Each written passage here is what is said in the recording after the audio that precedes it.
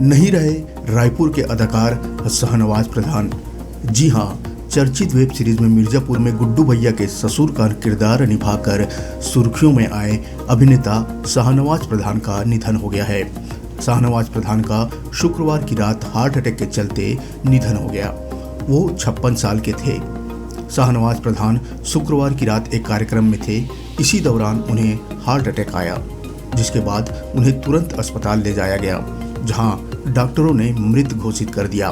वे पिछले 30 सालों से टेलीविज़न और फिल्म क्षेत्र में काम कर रहे थे। शाहनवाज प्रधान रायपुर के रहने वाले थे। उनकी शिक्षा दीक्षा रायपुर में ही हुई थी।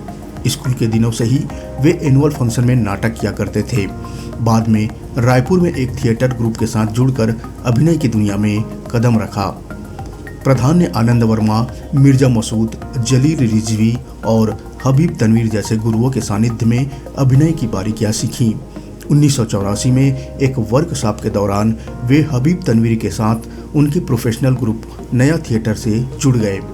शाहनवाज प्रधान ने 1991 में मुंबई में जाकर टेलीविज़न और फिल्मों में जुड़कर काम और कई टीवी सीरियल और फिल्मों में अहम किरदार निभाया है।